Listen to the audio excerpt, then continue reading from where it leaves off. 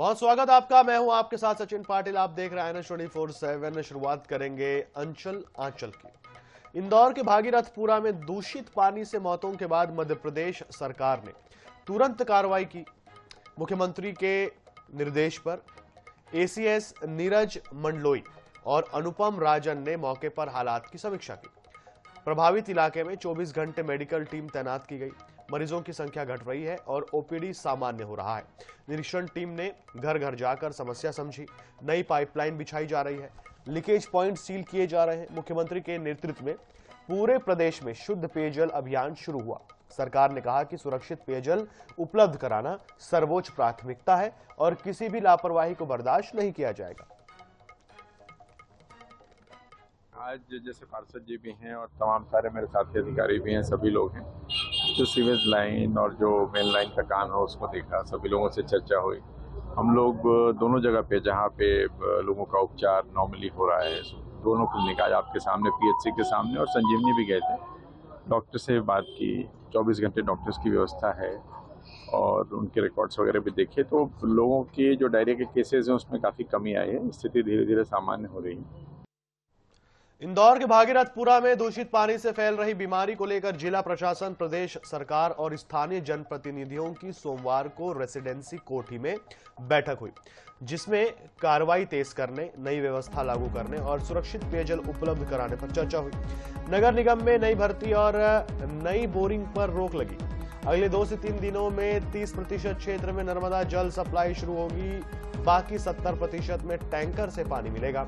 नागरिकों को उबाल कर पानी पीने की सलाह दी गई है। 50 से 60 हजार लोगों का स्वास्थ्य परीक्षण चल रहा है। 114 सरकारी और 600 से ज्यादा निजी बोरिंग में अधिकांश पानी पीने योग्य नहीं पाया गया।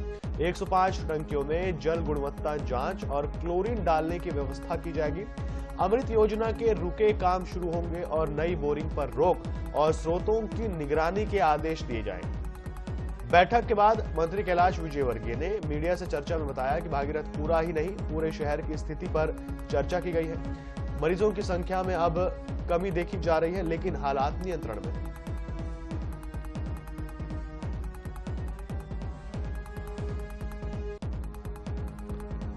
मनरेगा योजना का नाम बदले जाने को लेकर पीसीसी अध्यक्ष दीपक बैज ने प्रदेश सरकार पर तीखा हमला बोला है। उन्होंने कहा है कि सरकार केवल योजनाओं के नाम बदलने में लगी है, जबकि ग्रामीण अंचलों में बेरोजगारी चरम पर है। युवाओं को एक दिन का भी रोजगार नहीं मिल पा रहा है और सरकार के पास धन की कमी है। दीपक बैज ने कहा कि वर्षों से चली आ रही मनरेगा योजना का नाम बदलना गलत है। उन्होंने कहा कि कांग्रेस इस फैसले के विरोध में 9 जनवरी को प्रदेश भर के जिला और तहसील स्तर पर 1 दिवसीय उपवास कर विरोध प्रदर्शन करेगी।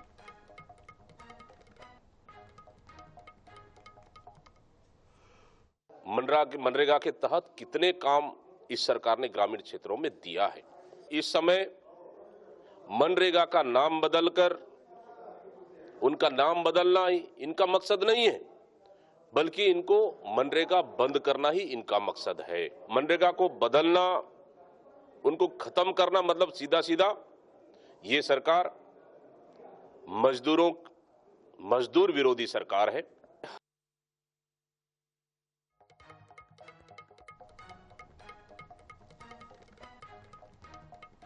भिलाई के पावर हाउस चौक पर भाजपा ने चाय पर चर्चा कार्यक्रम का आयोजन कराया। कार्यक्रम में पूर्व विधानसभा अध्यक्ष प्रेम प्रकाश पांडे, वैशाली नगर विधायक रिकेश सेन सहित बड़ी संख्या में नेता, पदाधिकारी और कार्यकर्ता शामिल हुए। कार्यक्रम की विशेषता देसी कुल्हड़ में चाय रही, जो विदेशी और आत्मनिर्भरता का प्रतीक बनी। नेताओं ने आम नागरिकों से संवाद कर सरकारी योजनाओं की जानकारी दी। इस दौरान प्रेम प्रकाश पांडे ने कहा कि आत्मनिर्भर भारत आज देश की नई पहचान बन चुका है।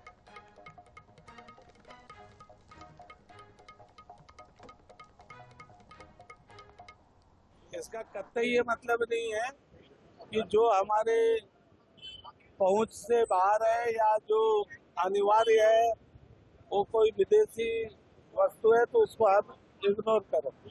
लेकिन उपलब्धता के आधार पर अगर हमारा स्वदेशी हमारे पास है यहाँ की कंपनी से, तो उसको हम अधिक से अधिक ये करें।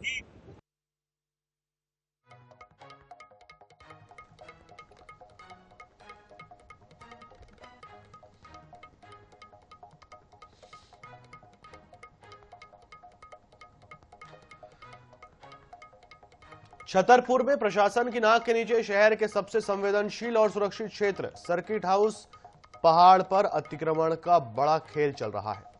हैरानी की बात तो यह है कि यह अतिक्रमण उस क्षेत्र में हो रहा है जहां से रोजाना प्रशासनिक अधिकारी, जनप्रतिनिधि और वीआईपी गुजरते और ठहरते हैं। बावजूद इसके कार्रवाई के नाम पर प्रशासन पूरी तरह मौन नजर आ रहा है। रिपोर्ट देखिए। छतरपुर शहर के मुख्य मार्ग से करीब 100 मीटर ऊंचाई पर स्थित सर्किट हाउस के आसपास हाउसिंग बोर्ड द्वारा 1984 में बनाए गए 61 मकानों के मालिकों ने पहाड़ को खोदकर 3 से 4 हजार वर्ग फुट तक अवैध अतिक्रमण कर लिया है। हाउसिंग बोर्ड ने वर्ष 1984 में जूनियर एचआईजी के 7 मकान, एमआईजी के 22 मकान, 25 बाय 48 वर्ग फुट के 32 मकान मामूली कीमतों पर आवंटित किए थे। इन मकानों की मरम्मत अवधि 30 वर्ष तय की थी, लेकिन मरम्मत की आड़ में पहाड़ को खोदकर सुरंग नुमा निर्माण कर लिया गया है।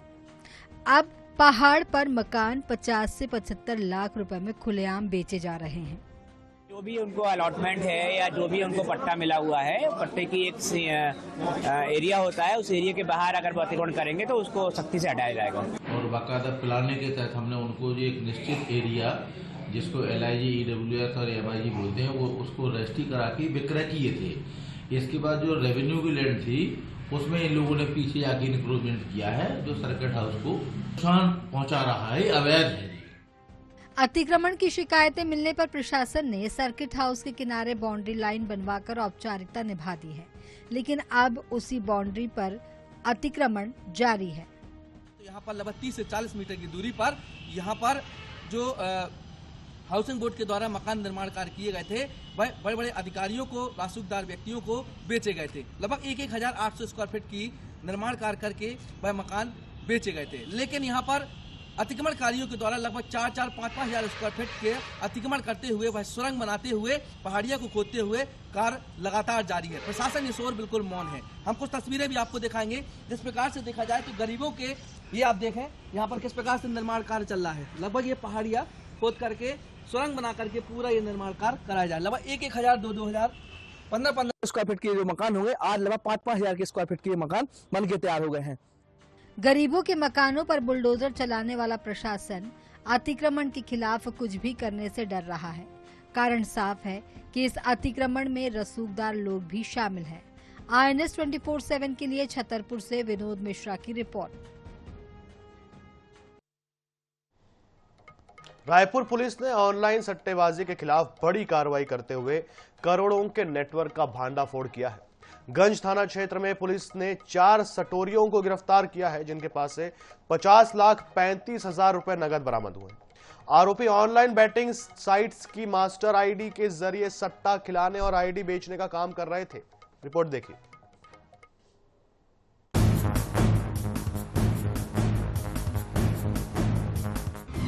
ऑनलाइन सट्टा गिरोह का पर्दाफाश, 50,35,000 कैश जब्त, 4 सटोरिये गिरफ्तार, 50,35,000 कैश जब्त, 80 लाख का मशरूका सीज, बैंक खातों में करोड़ रुपए होल्ड। T20 क्रिकेट और IPL मैच शुरू होने से पहले देश भर में ऑनलाइन सट्टा खिलाने वालों ने अपना जाल फैलाना शुरू कर दिया है। नई नई ऑनलाइन वेबसाइट्स तैयार की जा रही है और उनकी आईडी बेचकर ऑनलाइन सट्टेबाजी से करोड़ों रुपया का कारोबार करने की तैयारी में सट्टेबाज जुट गए हैं। रायपुर क्राइम ब्रांच की टीम ने मुखबिर की सूचना पहले से ही सट्टेबाजों पर नजर रखी जा रही थी, जिसके बाद गंज थाना क्षेत्र के सिंधु भवन पार्किंग के पास कार में बैठकर ऑनलाइन सट्टा संचालित कर रहे हैं। सूचना पर anti crime and cyber unit और गंज पुलिस की संयुक्त टीम मौके पर पहुंची और 4 आरोपियों को रंगे हाथों पकड़ लिया। पुलिस की पूछताछ में आरोपियों की पहचान रितेश गोविंदानी, मोहम्मद अख्तर, विक्रम राजकोरी और सागर पिंजानी के रूप में हुई है। सट्टा ऑनलाइन सट्टा संचालित करने वाले एक गिरोह का पर्दाफाश किया जा करके उनके कब्जे से 50,35,000 रुपए नगद, 2 लैपटॉप, 1 कार, 10 मोबाइल, पासपोर्ट एवं अन्य इलेक्ट्रॉनिक उपकरण व दस्तावेज जब्त किए गए हैं। इस पूरे प्रकरण में अब तक करोड़ों रुपए के ट्रांजैक्शन होना पाया गया है। इनके कब्जे से जो मोबाइल जब्त किए गए हैं और या फिर इनके पास अकाउंट डिटेल हम लोगों को प्राप्त हुए हैं, उसके एनालिसिस के आधार पर अन्य आरोपीगणों की शिनाख्त करके उनके विरुद्ध कार्रवाई की जाएगी। आरोपी कार में बैठकर allpanelx.com, power7777.com, powerx.com और classicx99.com जैसी ऑनलाइन बेटिंग वेबसाइट्स की मास्टर आईडी से सट्टा चला रहे थे और कमीशन के आधार पर दूसरे लोगों को आईडी भी बेच रहे थे। पुलिस ने आरोपियों के पास से 50,35,000 रुपए नगद, laptop, mobile phone, car, passport, ATM card, chequebook और कैलकुलेटर जब्त किए हैं। जब्त मशरूका की कुल कीमत करीब 80 लाख रुपए बताई जा रही है। वहीं आरोपियों के बैंक खातों में मौजूद करोड़ रुपए भी होल्ड कराए गए हैं। पुलिस के मुताबिक रितेश गोविंदानी और विक्रम राजकोरी पहले भी आपराधिक मामलों में जेल जा चुके हैं। पुलिस अब उन लोगों की भी पहचान कर रही है जिन्होंने इन आरोपियों से आईडी लेकर ऑनलाइन सट्टा खेला था। उनके खिलाफ भी कानूनी कार्रवाई की जाएगी। एक बड़ी कार्रवाई पुलिस की निकल कर के सामने आई, जहां पर 4 लोगों को गिरफ्तार किया गया है, जिनके पास से 50 लाख रुपए से ज्यादा की नकदी बरामदगी की गई है और साथ ही कई लोगों के नाम, नंबर और जानकारियां मिली है। चौंकाने वाली बात यह है, ये चारों लोग 4 अलग अलग नई वेबसाइट के माध्यम से आईडी बेच रहे थे और 4 नई वेबसाइट पर ऑनलाइन सट्टा संचालित करने की तैयारी में थे। पुलिस ने समय रहते ही इन्हें गिरफ्तार कर लिया है। वहीं इनके पास से एक लंबी लिस्ट पुलिस को मिली है जिनको इन लोगों ने ऑनलाइन सट्टेबाजी के लिए आईडी बेची है। आने वाले समय में उन ग्राहकों को भी पुलिस उनकी भी धरपकड़ करेगी। कैमरा पर्सन इकराम कुरैशी के साथ मोहम्मद सैनानी, 24/7 रायपुर। केंद्रीय नारकोटिक्स विभाग ने आगर मालवा में एमडी ड्रग बनाने वाली फैक्ट्री पर बड़ी कार्रवाई की है। साथ ही भारी मात्रा में नशीला पदार्थ भी जब्त किया है। आमला क्षेत्र के नर्सरी की आड़ में फैक्ट्री संचालित की जा रही थी। कार्रवाई में 31 किलो से अधिक एमडी ड्रग, करीब 600 किलो कच्चा माल और ड्रग बनाने के उपकरण जब्त किए गए हैं और 3 आरोपियों को गिरफ्तार कर पूछताछ की जा रही है। सुबह 4 बजे शुरू हुई कार्रवाई लगभग 15 घंटे चली, जिसमें 25 से अधिक अधिकारी शामिल थे। फिलहाल अधिकारियों का कहना है कि पूछताछ में सभी और अभी बड़े खुलासे होने की संभावना है।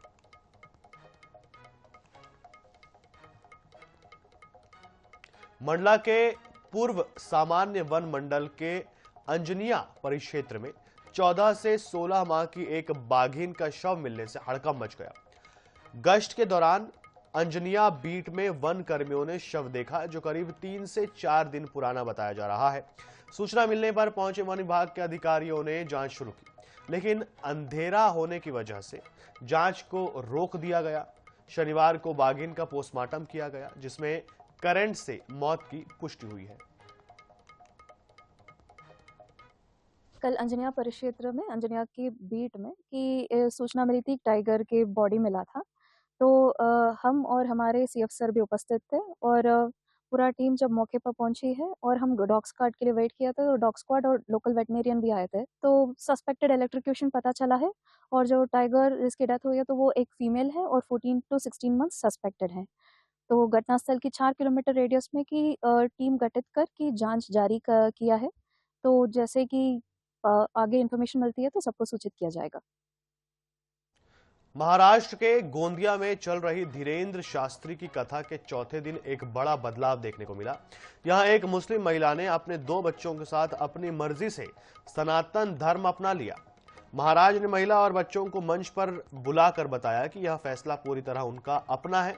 उन्होंने साफ किया कि मंच पर आने से पहले नोटरी और शपथ पत्र के जरिए कानूनी प्रक्रिया पूरी कर ली गई थी। इसके बाद सबके सामने मुस्लिम परिवार का हिंदू धर्म में स्वागत किया गया। धर्म बदलने के बाद तीनों के नाम भी बदल दिए गए हैं। परवीन मौसिम शेख अब जैकी दास बन गई है। उनकी बेटी जुमेरा का नाम जयश्री और बेटे रजा का नाम राजू रखा गया है।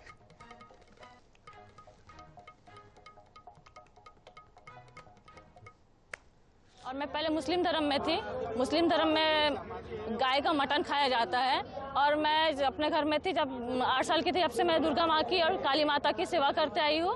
और जब मैं उपास रखती थी तो मेरे घर में बोला जाता था कि तुम मटन क्यों नहीं खा रही है, तो मैं बोलती थी मुझे पेट दुखता है, मुझे नहीं खाना है। जब से मैं आज तक सेवा करते आई हूँ काली माता की, और मेरा बेटा जो है वो भी काली माता का देन है।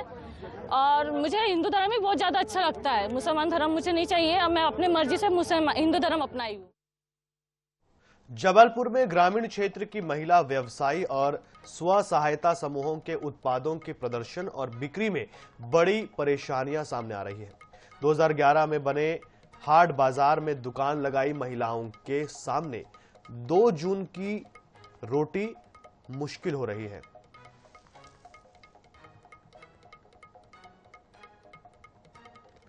क्योंकि इस हाट बाजार में महिलाओं ने स्वदेशी सामानों से भरी दुकानों तो खोल ली, पर ग्राहकों के नहीं पहुंचने से सामान खराब हो रहा है।